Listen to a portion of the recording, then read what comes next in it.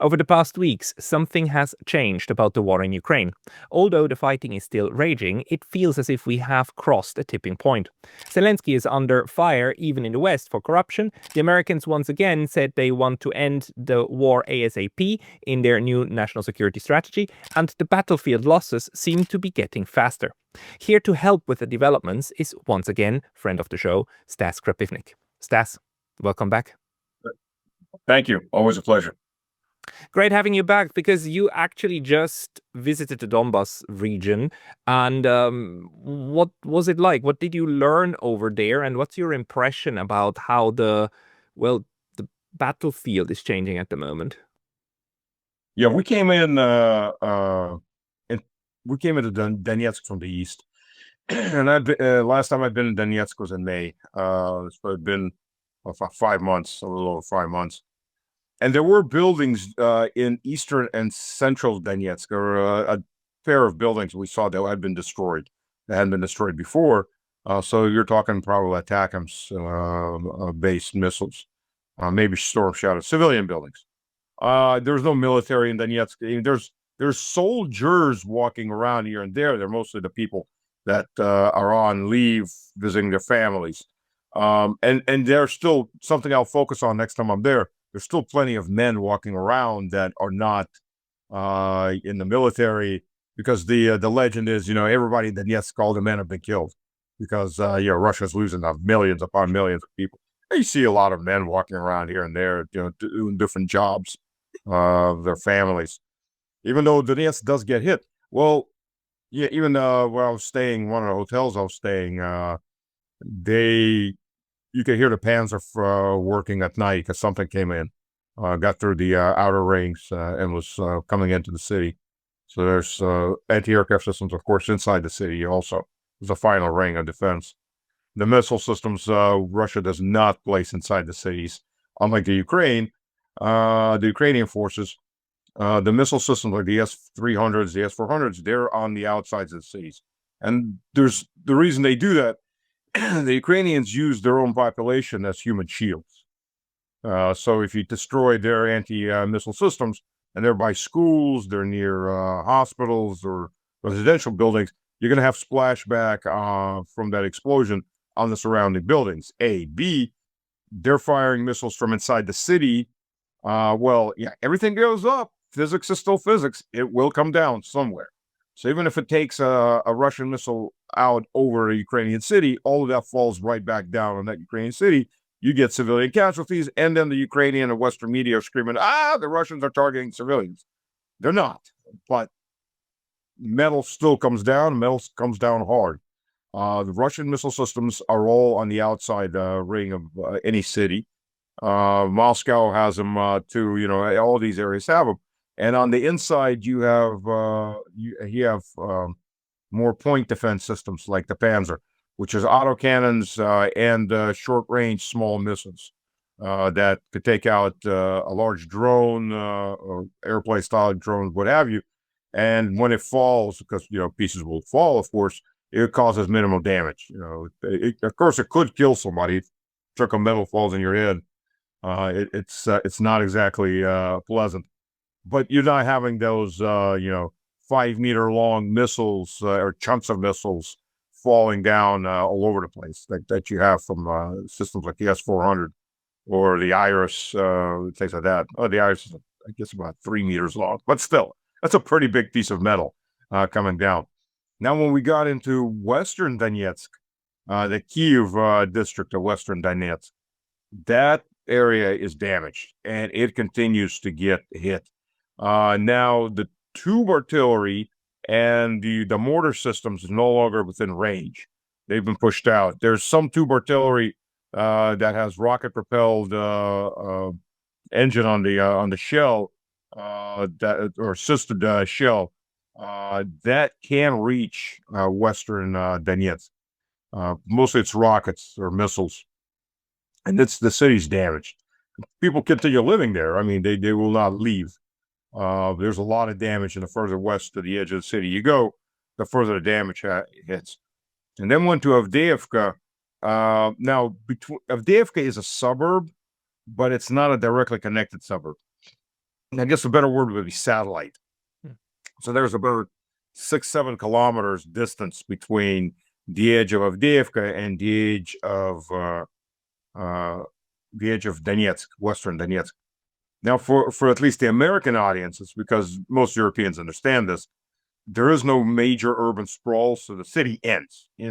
It's you got 1, 2 streets and then field, and that's it. The city ends. Like the way most Europeans say, you can't say that about Moscow, St. Petersburg, big cities like that, because now you have massive urban sprawl.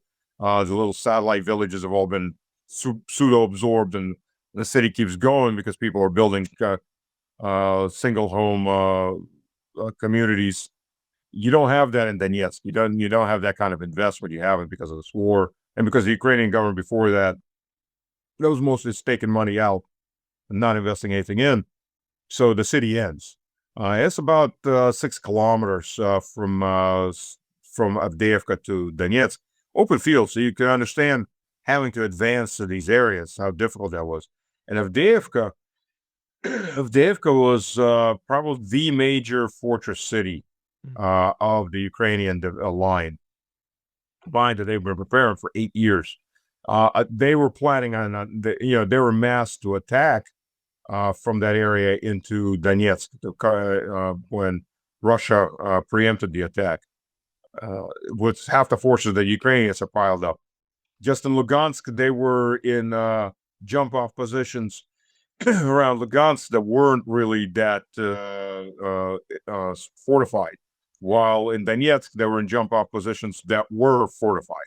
So while Lugansk got cleared very, very quickly, Lugansk Oblast, Lugansk province, Donetsk was a slug match that's now just beginning to end.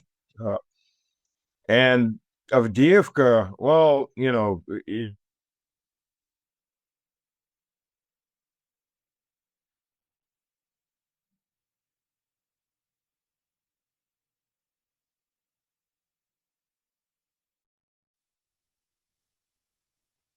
Stas, you're gone.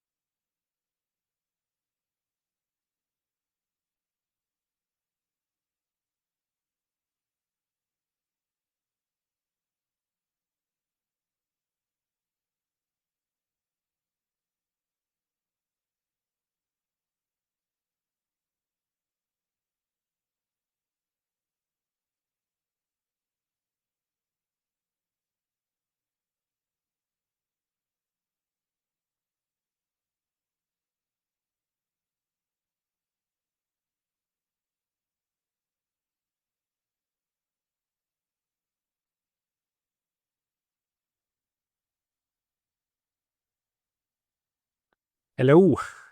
yeah. Um, I dropped my VPN, so that probably No, uh, no worries. I lost you at the point where you said Avdiivka, yeah. Avdiivka, was the major fortification along the line. So taking it was a slug match, and it's cleared obviously now, fully cleared, and the front has moved about 30 kilometers to the west. So much for this. It's all stalemate. Nothing's moving. You've got to be a blind man not to see that it's movement, or absolutely deluded.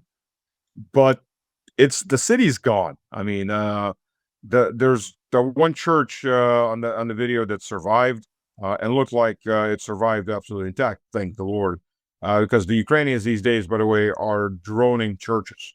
They've been doing this for the last year. The older the church, the more it draws drones. They're fighting. Fighting God never works. So but that seems to be one of the targets because they're not posing any strategic threat. It's only a cultural attempt to wipe out the culture and the religion, which never works. So the city itself, I mean, it's gonna get razed and it's gonna get rebuilt. It will be rebuilt, just like Mariupol has been rebuilt. It just can't be done right now because it's still within drone range. There are drones that show up. There are not that many, and some people have come back. There isn't that much of the population left. Part of the population was evacuated west by the Ukrainians. The people that refused to go, the Ukrainians called them, in Russian, they're called zhduny, the waiters, the waiter behind, or the people that don't want to move.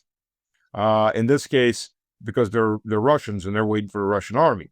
So the Ukrainian military has a policy of murdering them.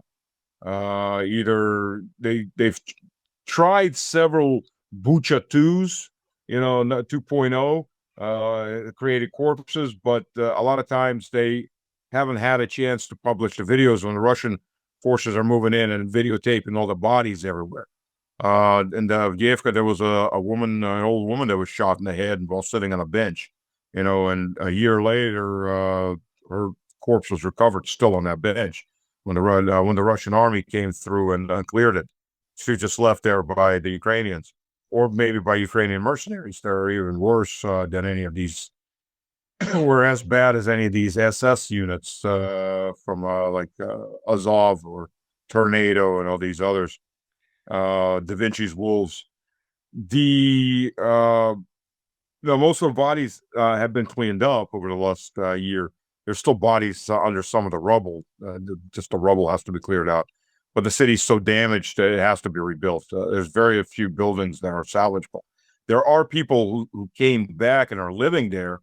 If you see my videos, there's windows in some of these very damaged buildings on the first floor, particularly, that has been boarded up because there's no window, there's no glass. I saw very few glass panes that were still intact. In most areas, there's not even glass panes. If their panes are just shards of glass, there's just the whole window pane's been taken out. There's people that boarded up the windows and are living there. It's the apartments they have, they don't want to leave. But it's the city has to be rebuilt. It's like any of the big battlefields of World War II that you look through the cities, minus the fire bombings from the Americans and the British on the German cities. But any of the cities that were fought over, it looks like it because that's exactly what happened. Have you talked to any of the people over there? I mean, how did they manage to survive this? What was that? This region has now been fought over for like 2 years, and of course it goes through quieter and then very very hot periods. But how? I thought people would all like just leave, but as you're saying, like there were people staying behind, even in Avdiivka. There were civilians that climbed out of basements in Stalingrad when it was all over. One that's Russians. We're kind of like that. We're stubborn. But in Germany, if you look in Germany, and the only areas that civilians didn't survive was the areas that the Americans and the British firebombed. Everybody remembers Dresden, but it was every single German city, without exception, that was firebombed, and that was meant to exterminate the population. But those areas where it was actual just conventional combat, civilians survived. They hid. Now the Ukrainians will kill a lot of those civilians. As they were retreating out. So again, that when they say, "Oh, these are our people," yeah, except that you're murdering your own people. They're your people. You want the land, you just don't want the people there. Even right now, if you look at Mirograd and areas like that, there's a lot of videos out where Ukrainian drones are killing civilians. The Russian drones are leading them out, and you can hear their drone operators, the Russian drone operators, screaming and cursing because they're leading the people out. And you'll see Ukrainian drones pop in and you just start attacking the civilians. And they'll torture them too. Because there's videos that came out, they took out an old guy with a dog. The woman beside him was wounded. She's on her knees praying, and the drone's just hovering right in front of her. And it just takes her out. They like to play with their victims. And you can hear the Russian drone operators, the drone that's filming this, they're cursing and screaming at this. There's nothing they can do about it. This is one of these things that will be contested for decades, and the West will say like this was all the Russians. The Russians are doing this. I mean, this is all the things that we are hearing that Russia is doing, and the thing is, the Russian side can bring as much video evidence as they want, even in front of the Security Council. The general opinion over here over in the West is simply only the Russians torture their victims. Russians don't torture their victims, period. And soldiers, while it happens, I mean, it happens everywhere. It's not state policy, and it's not something that's approved. It gets punished. In fact, in the International Court of Appeals, Ukraine has lost. That's something that came out last week. All of Ukraine's case against Russia was thrown out, and Russia delivered 10,000 pages of documents and eyewitnesses about torture of civilians, murders that were happening before the conflict exploded fully. That gave lent Russia the credence for Article 51, the right to protect, Right. that launched this whole operation. So yeah, Ukraine's lost. And it's not something that exactly hit the Western news. Obviously, that's not good news for the Western position, but it happens. Yeah, but let's maybe switch now to the political side a bit. I mean, how do you interpret this? We now have this this corruption scandal that the first time in 4 years the West is saying there might be a little bit of corruption going on, and we know from people like Ivan Kachanovsky, Nabu is fully controlled by by the Americans, by the CIA. So this coming out is an additional leverage for the US to seriously put actual pressure, real pressure on Zelensky's politics without actually taking away the intelligence and the military arm, right? So how do you interpret what's going on? Well, Nabu, I think, it's less CIA, it's more FBI, interestingly enough. Sorry, yeah. Yeah, which you'd think it'd be the other way around. Interesting little fact, there have been no charges on Yermak, and Yermak is not gone. This is a man that spent the last 4 years insinuating himself into everything. I mean, out of the 27 governors, 21 of them are his people. His people are in every single ministry. He is everywhere. He is big, broad, and all about. The reason he, quote, went to the front and he took some photos with a tank is that avoids any persecution, because government or judicial prosecution said persecution, but yeah, it would obviously go to that because his enemies are all now screaming that, oh, he blocked this, or we could have won if he hadn't done this. But that's internal war of the rats, Ukrainian politics. It's always been there. They will repeat the political elite in Ukraine. They are the masters of knowing when to switch sides and betray your allies and your buddies. Today's buddies, tomorrow's pincushion for my dagger in the back. That's the way Ukrainian politics has always been. They're just, even when there was no Ukraine, but there was the hinterland, which is what Ukraine translates into, this hinterland.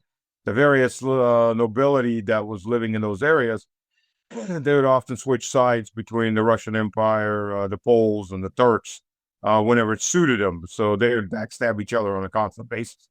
So it's kind of loyalty built on a foundation of Jello. You constantly wiggles. You don't know whose side they really are on, and they don't stay bought. No, you're telling me the family of Kaya Kallas was not a committed communist through and through for the cause, but actually just political opportunists? No. Oh, yeah, the free Baltics are a whole different issue there. Yeah, they're even worse. Maybe. It's hard to say who's, because part of her family, by the way, were Nazis. They were forgiven by Stalin, and then they became apparatchiks. And they're always looking for who to suck up to, and who to they're like little leeches. Who's gonna feed me now? And it's sad to watch, but So the woman that says we know how we suffered under occupation, her family was one of the elites. And by the way, her husband's millions were made on business with Russia. I think he still has the business ties. He's still making money. So, her whole lifestyle is based off of business with Russia. Interesting enough. Right, it is. But sorry, this got us sidetracked. It's like, what do you think is going on now? Like,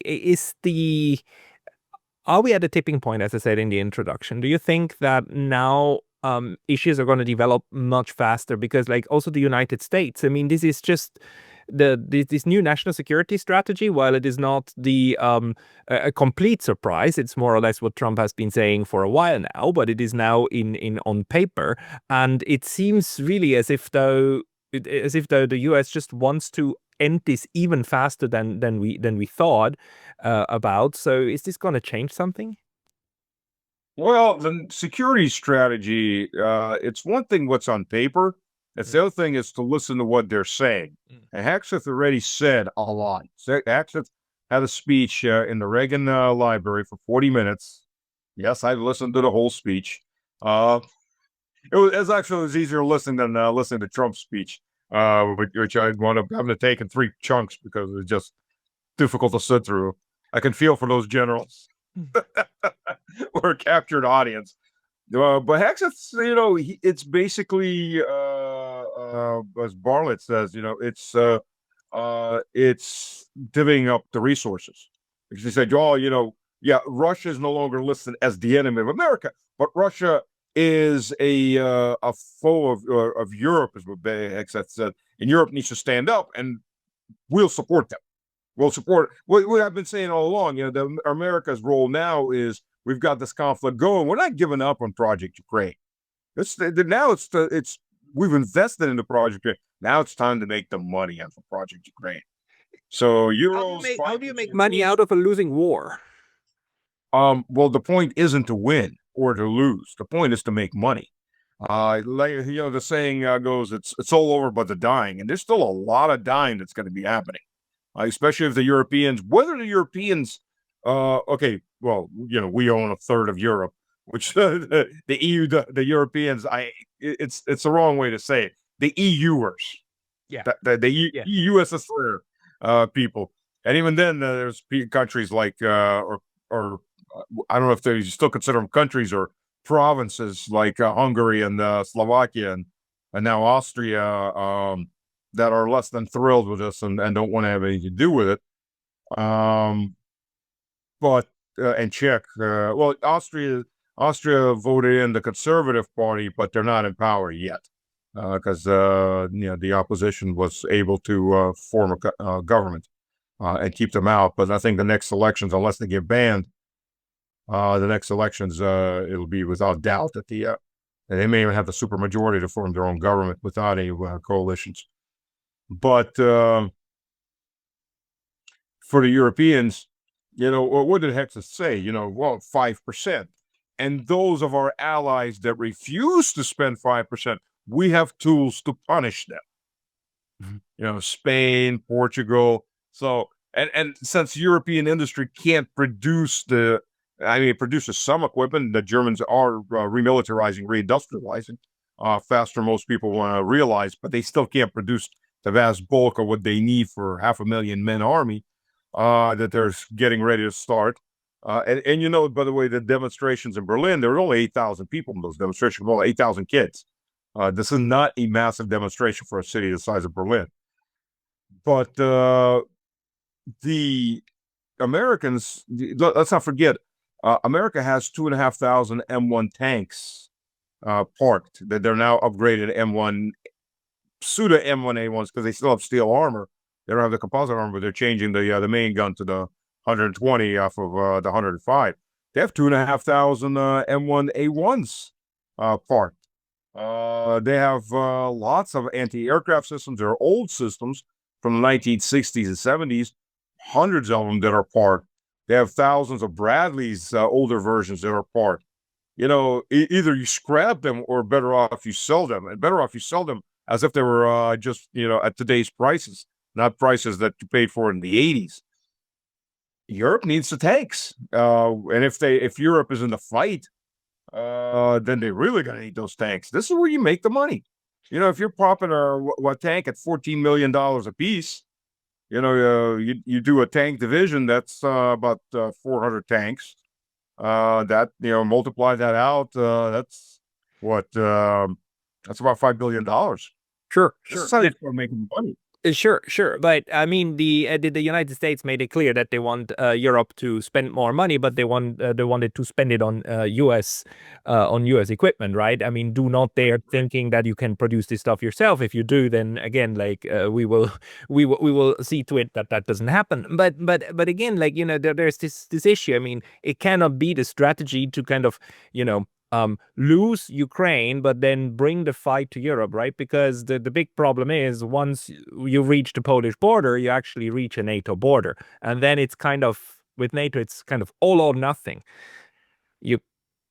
Not really. Look what Article 5 actually says. Yep. First of all, Article 5 doesn't say every country runs in to go fight. Article 5 says that there'll be general consultations, and every member state will decide how they can help. Somebody will send a division, and somebody will send 20 sleeping bags, and somebody else will put a candle and say a prayer. So in the U.S., I think in this case, we go, well, we'll say a prayer. Oh, and here's some equipment on credit. Absolutely, but that would be the moment when the spell will be broken. If that happens, if one of the NATO countries ends up in a hot conflict and all the others don't rush in and bring in troops, that's the end of NATO, the way that the collective West is thinking about it, right? So while of course some military equipment would still flow and stuff and so on, I mean NATO has a headquarter. I mean the Route and so on, they will be gone. Well, as well as everybody, Pascal, that once I won't say combat, but actual warfare is initiated, it takes on a life of its own. It does. It's very easy to start a war. It's very difficult to stop, especially one that's very heated. That's very heated by a lot of propaganda in the West, the evil Russians. And once war starts, to say, oh, NATO is like this. Okay, never mind. Let's stop this. It becomes near impossible.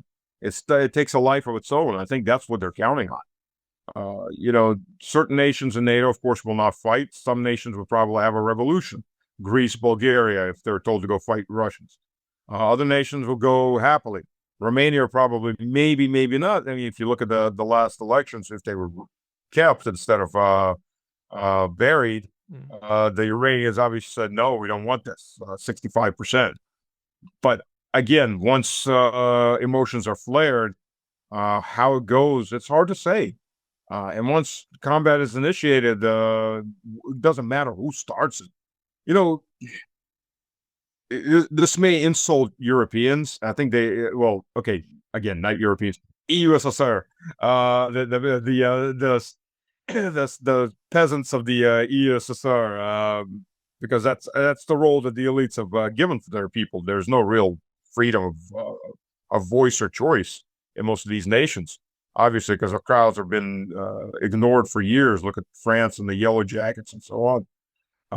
But once what I think upsets a lot of them or insults a lot of them is when you tell them there's nothing there that Russia wants. Quite literally, there's nothing in the rest of Europe that. No, in Ukraine, we're fighting over our historic lands that have been our lands for 1,000 years, that the Soviets chopped up and made the artificial states out of. That's it. Further than that, we don't want anything there. There's nothing there. There's nothing historic. The only reason the Russian Empire even went further, like into Poland, was because you had incessant warfare with Poland for 1,000 years. And you're getting to the point where what do we do with them? Well, we could exterminate them, but that's not very Christian of us. Okay, let's try to incorporate them. Even then, Poland was an autonomous state within the Russian Empire. It was its own kingdom within the Russian Empire as a feudal system. In that case, and the emperor was the king of Poland. They had their own government that they elected, they put in themselves. The Poles don't like to talk about that little point during the Russian Empire. Lots of Polish officers that served loyally under the Tsar. Right up to the end. But that's the point.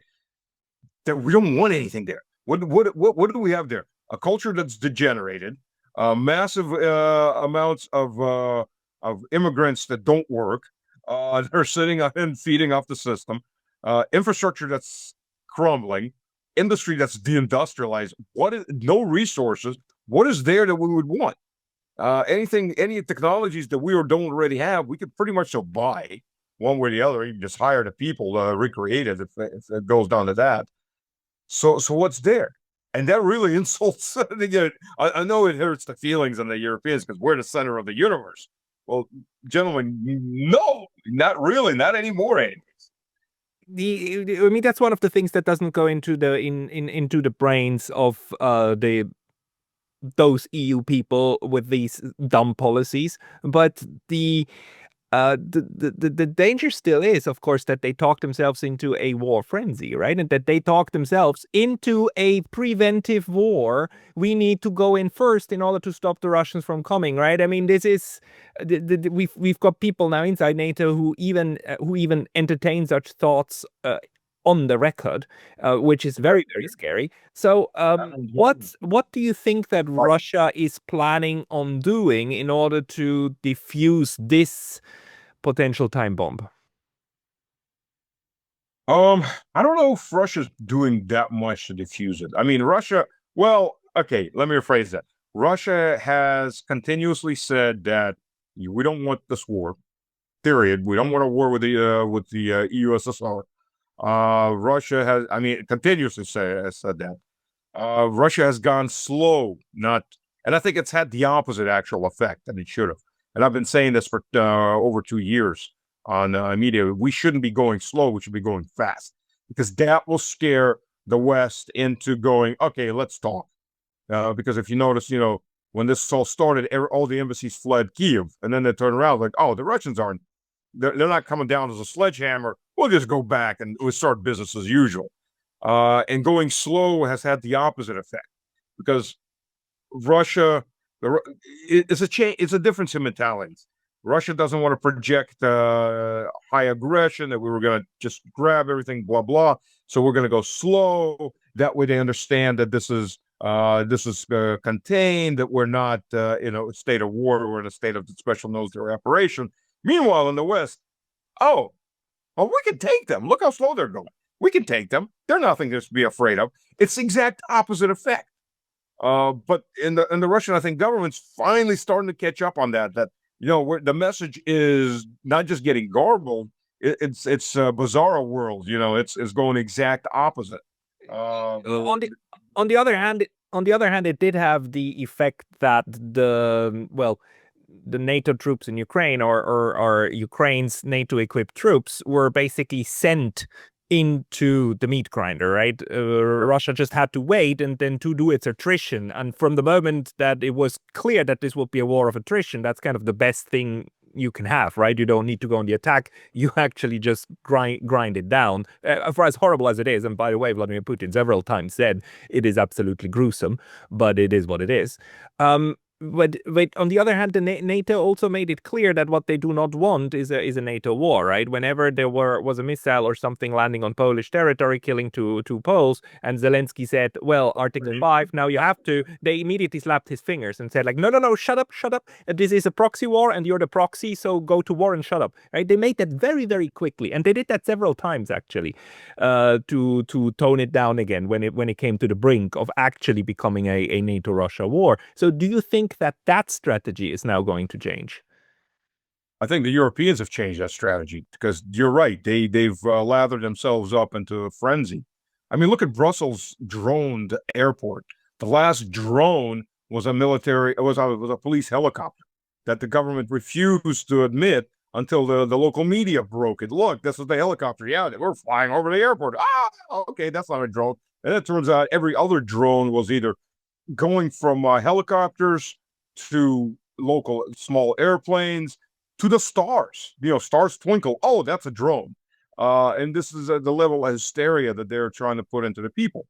And to some degree, it works. I mean, look, we like to see the people that go, no, this is wrong. We don't want it. And they get projected, at least in the Eastern media here. But the reality is the majority of the people are buying it. And that's the problem. Majority. I mean, look, the anti-war demonstration in Germany, in this case in Berlin, was 8,000 students for a city of Yeah. what's Berlin's population, 6-7 million. It was 8,000 students, and they were particularly because they're the ones get drafted. Now they're suddenly, because it's starting to hit home. They're, oh, okay, well, we're anti-war, but the frenzy's there, and the frenzy's still building. The Eastern Germans that were actually denazified, really denazified, they don't want this war, and they're very, very against it. The Western Germans, the majority, are still backing Max. They haven't felt the pain and the economic pain.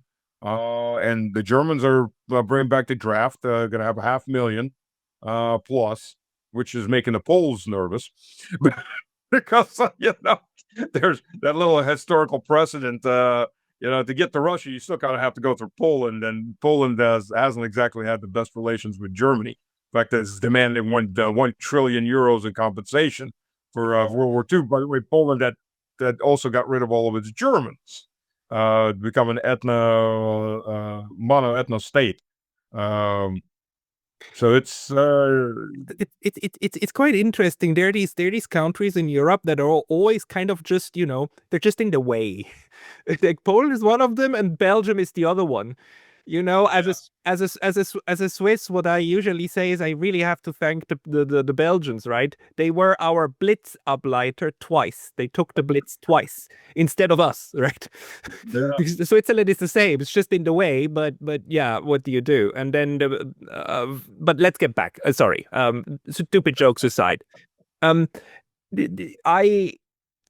I still can't really imagine though what they're doing at the moment, because the way that the Americans are now kind of changing their tune, and Brian Berletic is saying they're only changing the rhetoric, they're not changing the aim. Berletic says it's still continuity of agenda. The other side is saying like, look, this is completely different, and the Europeans are going to be seriously pissed off at that, not just like superficially. This is like a deep-seated shock to them, whichever it is, or it might be both at the same time, right? It's going to have an impact on the way the Europeans think security. One option is maybe actually the rapprochement with Russia, highly unlikely. The other one is doubling down on something really dumb. But how do you think they could double down apart? Because it would take them years to actually build up anything that even resembles a proper fighting force against Russia. I mean, they cannot be that crazy to go that route. Okay, I'll use this analogy. I've used it once before on a different show, or maybe it was my own. I don't remember. But the analogy is, okay, so you're in an abusive relationship, right? And the husband that's been abusing the wife has finally said, I'm sick and tired of this relationship. I'm leaving. That's it. I'm leaving. And the wife said, no, don't leave. Even if you're abusing me, don't leave. And the husband's like, no, I'm going to leave. Like, well, if you're going to leave, I'm going to go over to my neighbor, start a fight, and he's going to knife me. And it's going to be all on your fault. So you're going to have to come save me no matter what. And this is the kind of mentality of, oh, fine, and we'll just start the war, and then you're going to have to stay. You're not going to have a choice. And I'm afraid that's the mentality that we're hitting with people like Merz and Starmer and Macron. And not only, the whole EU leadership seems to be in that kind of mentality. Well, we just escalate with Russia, continue to escalate with Russia, death by the neighboring bear, and then it's going to be on your hands, and you're going to have to do something about it. Yeah, but Russia is signaling that that's exactly what it doesn't want, right? So it's signaling with the United States that you have to help us to build a goddamn security structure the way that we've been telling you for decades. Last time was like December 2021, when you just like threw it back in our faces without anything, but you have to help us build a structure. And that's kind of part of their negotiation strategy also about Ukraine, right? Right. Yeah, I'll take this one step further that most Westerners, particularly Americans, have never heard of. The first time Russia offered this was 1948. Stalin got wind of a NATO being built and wanted to join NATO as a European Security Council. The Soviet Union did not want to invade into Western Europe or even into Eastern Europe. It set up those buffer states because it figured out, okay, so now round two's heading our way. You've got, Churchill wanted to start the war. Was Operation Unthinkable. He wanted to just continue the war, just rearm the German POWs and shove everybody eastward. Insane as that may be, but that was the actual British plan that he proposed to the Americans. Thankfully, it didn't go very far. But 1948, Stalin asked to join NATO. 1992, Yeltsin asked to join NATO. Putin proposed to join NATO. The last thing NATO needed, for two reasons, was to have an actual security pact. NATO, 1948, was understood NATO was set up against the Soviet Union. You're not going to let the Soviet Union. So no, there's never been a desire for any kind of actual security in Europe. Europe is always to be the battlefield, even if it's a Cold War battlefield. And 1992, and then later when Putin asked, the last thing the U.S. needs in NATO is another U.S. Because U.S. dominates NATO. You let the Russians in, that's pretty hard to dominate NATO when you have a counterweight just as big as you are sitting on the other side. That's recovering very quickly. It would be recovering even faster. In a sense, I mean, you can take it even further back and you can make the argument that the Americans learned their lesson. I mean, the Soviet Union agreed to join the UN, agreed to build it, and agreed to be part of the Security Council, right? And the Security Council was then not a vehicle to dominate global politics, except for Korea when the Soviet Union actually boycotted the council, but that's it. So in a sense, it's okay. So you instead of building a structure, you build a counter force, and that one you don't think would change in the near future as a U.S. strategy. Pascal, we'll take it even further than that. Nicholas II, before World War I kicked off, was pushing and trying to set up a League of Nations, which, by the way, got set up after World War I. Yeah. Got to be too, of course, but the Russian government was trying to set up a League of Nations to make sure there weren't going to be any wars in Europe. We've been trying to add this for about 150 years, and the West has done everything to not do that, to sabotage and continue to have wars. You know, one of the things that frustrates me so much is that, you know, the two largest peace conferences on the European continent, that was actually global peace conferences, the Hague Conference of 1899 and 1907, which are the birthplace of some of the most important international law that we still have today, were the initiative of Tsar Nicholas. It was a Russian idea, and it didn't work, but the thing really is what sabotaged it, and the fact that you never get to a proper structure, that you never create the actual outcome, and the CSCE was also a Soviet approach. So in this sense, like to Russia, like how do you force a peace structure on a continent that doesn't want to be peaceful? Well, we could do it the Western model. I don't know if you're familiar with during the religious wars in Europe. They had the League of Armed Militants, which is an interesting concept. You will, or I'm sorry, the League of Armed Pacifists. You will be a pacifist as part of our league, or we'll burn your castle down and kill all your people. So, there's that way of doing it. But the thing is, as Orthodox Christians, as a society, it's built on Orthodox Christianity, where war is always a sin. We don't have the concept of, we've never accepted the concept, Justin C's concept of just war. There is no just war. There is war because not committing to war is a bigger sin than committing to war, because you're allowing worse evil to happen. But it's always evil. War is always a sin. It may be the lesser of two evils, and you have to do it because the world is a fallen world, and that's how you do it. That's the thing is except for the break in the Bolshevik mentality back in the 20s, Stalin was in training to be a priest in his own time. And Stalin had a come to Jesus moment in 1941, and the restraints and such on the church were taken off.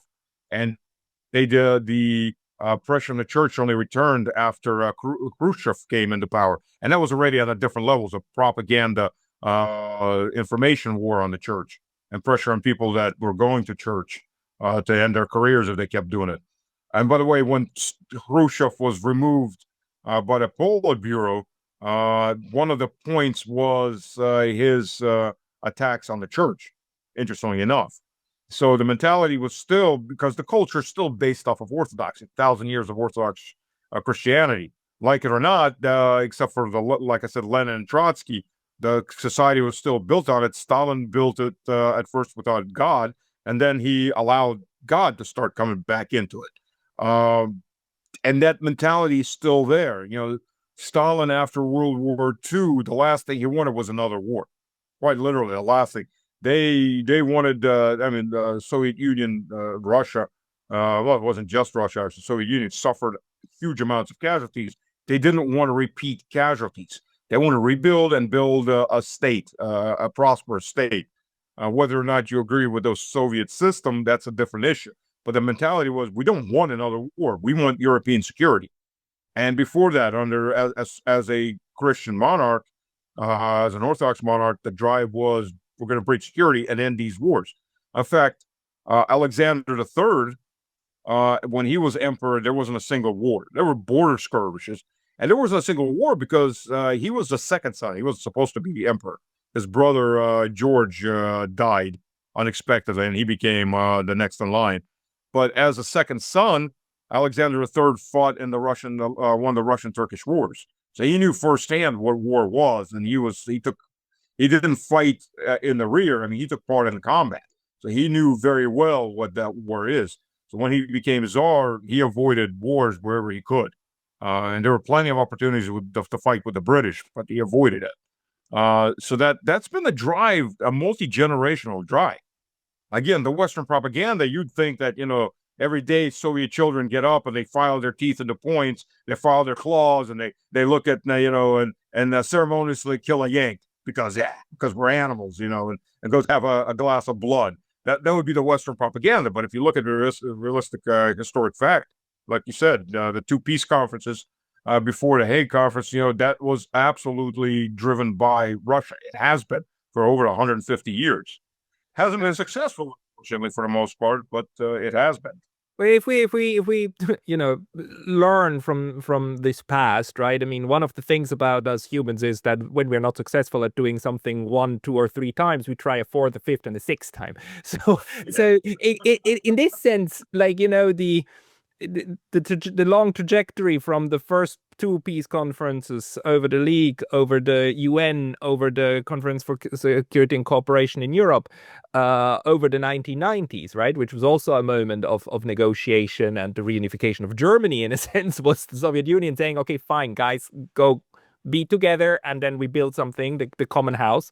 So what would be now this approach once Ukraine is once it is decided that might allow for a conference that finally might bring things together? Because one of the things we haven't seen, for instance, is bringing in the Chinese, or through working through BRICS in a way to create structures that maybe the West in the end just can't say no to.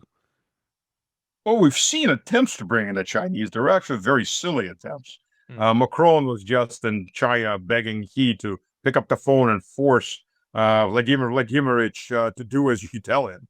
Because the problem in the West, particularly right now, since the end of it has been to some degree before, but really since the end of World War II, is a master vassal mentality. Right. Okay, well, the Americans tell us what to do. And Russia and China, it must be the Chinese that are in charge. They can tell the Russians what to do.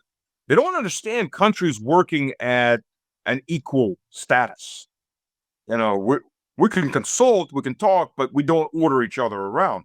That's a concept in BRICS that they can't understand, because they grew up under, I am subservient to this guy subservient to this guy. And that mentality in the elites in the West, particularly the Western Europeans, has been around since feudalism. It still is. It hasn't changed. Feudalism in Russia died out under Ion Vasilyevich the Third, the Great, the grandfather of Ion Grozny. Feudalism died out because he made a system of pomestья, which was land that was given to nobles in exchange for military service. But there was no hierarchy. They all answered only to the Tsar. Or actually, at that point, it wasn't a Tsar, it was the High Prince.